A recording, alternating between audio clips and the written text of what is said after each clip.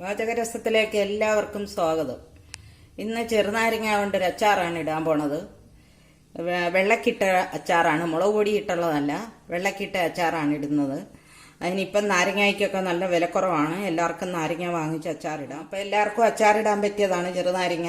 ഇതെങ്ങനെയാണ് അച്ചാറിടുന്നതെന്ന് നോക്കാം. അതിന് വേണ്ടിയിട്ട് കുറച്ച് കാന്താരി മുളകാണുള്ളത്. ഒരു കപ്പ് കാന്താരി മുളകുണ്ട്. കുറച്ച് ഇഞ്ചി കൊത്തിയരിഞ്ഞ് ഉണ്ട്. ഒരു 2-3 ടേബിൾ സ്പൂൺ ഇഞ്ചിയുണ്ട്.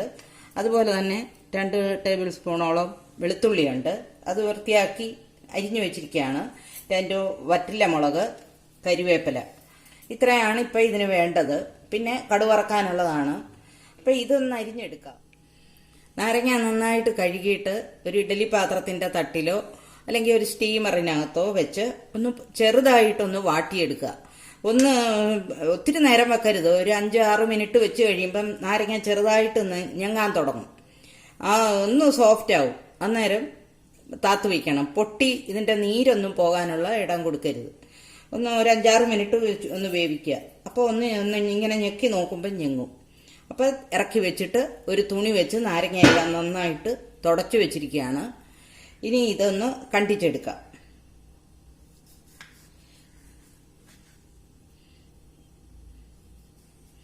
ചെറിയ നാരങ്ങയാണെങ്കിൽ 4 കണ്ടിക്കാം മതി.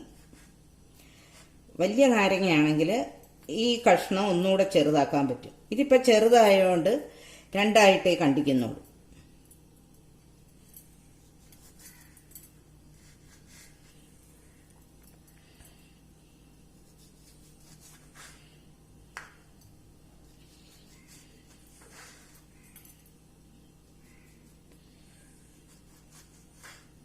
ഇതുപോലെ ബാക്കിയുള്ളതും കൂടെ അരിഞ്ഞു വയ്ക്കാം. ചൂടായി കിടക്കുകയാണ്. ഒരു പാത്രം അടുപ്പേ വെച്ചു. അതിലേക്ക് കുറച്ച് എണ്ണയാണ് ഒഴിച്ചു കൊടുക്കുന്നത്, വെളിച്ചെണ്ണയല്ല. കുറച്ച് കടുക് ഇട്ട് കൊടുക്കാം. കടുകൊന്ന് പൊട്ടട്ടെ. 2 ഉലുവ ഇട്ട് കൊടുക്കാം. ഒരു 5-6 ഉലുവ ഇട്ട് കൊടുത്താൽ മതി. പിന്നെ 2 വറ്റൽ മുളക്, ചുവന്ന മുളക്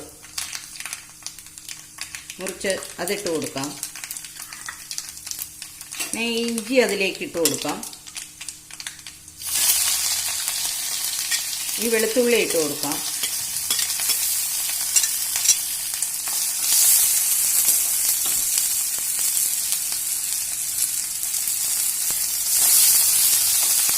ഇതൊക്കെ ഒന്ന് വാടണം. ഇനി കുറച്ച് കറിവേപ്പില ഇടാം.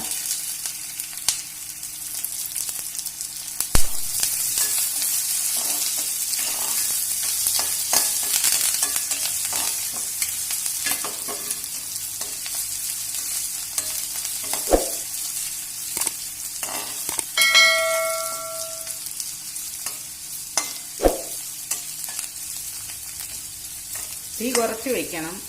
പെട്ടെന്ന് കരിഞ്ഞു പോകരുത്. ഒന്ന് വാട്ടി എടുത്താൽ മതി.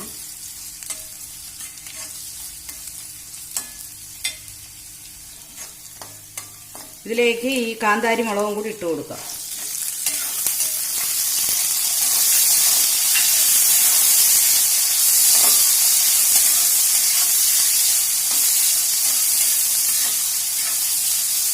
ഇനി കുറച്ച് ഉപ്പ് ഇട്ട് കൊടുക്കാം.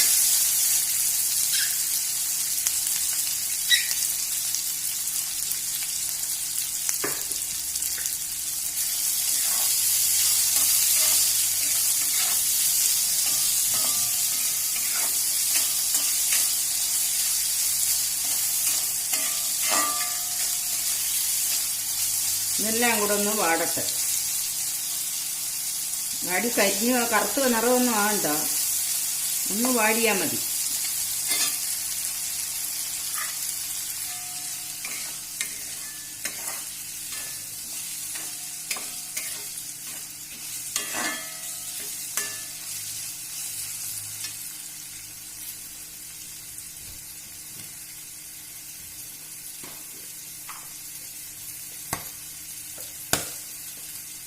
ഇനി ഇതിലേക്ക് ഇച്ചിരി മഞ്ഞൾപ്പൊടി ഇട്ട് കൊടുക്കാം.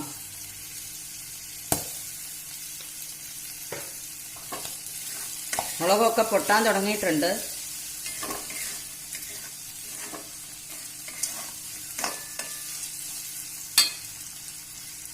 ഇതിലേക്ക് സ്വല്പം ഉലുവാപ്പൊടിയും കൂടി ഇട്ട് കൊടുക്കാം. അധികമൊന്നും വേണ്ട, ഉലുവായിട്ട് കടുക് വറുത്തിട്ടുണ്ട്. പിന്നെ കുറച്ച് ഉലുവാപ്പൊടി, കുറച്ച് കായം, 1 ടേബിൾ സ്പൂൺ, അല്ല ടീസ്പൂൺ മതി. ടേബിൾ സ്പൂൺ വേണ്ട, ടീസ്പൂൺ മതി കായപ്പൊടി. ഇനി ഇത്ര ഇട്ട് ഇനി നമുക്ക് സ്റ്റൗ ഓഫാക്കാം. ചൂടോടുകൂടി നാരങ്ങ ഇടണ്ടെന്ന് വെച്ചിട്ടാണ്. നാരങ്ങ വെന്തതാണല്ലോ, അപ്പോൾ പിന്നെ അധികം വേവിക്കേണ്ട കാര്യമില്ല. സ്റ്റൗ ഓഫാക്കുകയാണ്. ഇതൊന്ന് ചൂട് ചെറുതായി ആറിയിട്ട് നാരങ്ങ അതിലേക്കിട്ട് ഇളക്കാം. ഒന്ന് ആറിക്കോട്ടെ. ഇനി നാരങ്ങ ഇടുകയാണ്. ആറിയിട്ടുണ്ട്. അതിലേക്ക് ഈ നാരങ്ങയും കൂടി ഇട്ട് കൊടുക്കാം. നമ്മളൊന്ന് ചെറുതായി വാട്ടിയിട്ട് എടുത്തിരിക്കുന്ന നാരങ്ങ ആയതുകൊണ്ട് പിന്നെ അടുപ്പയിലേക്കിട്ട് ഇളക്കണ്ട.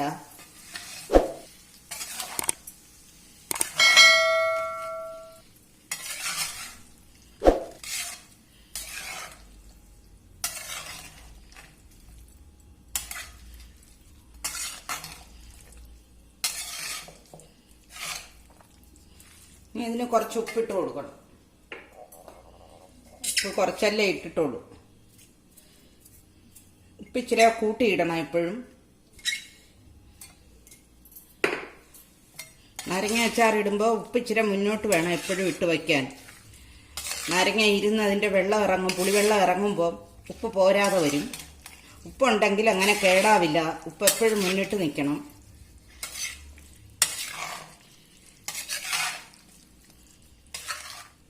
ഇതിലേക്ക് കുറച്ച് വിനാഗിരി ഒഴിക്കുക.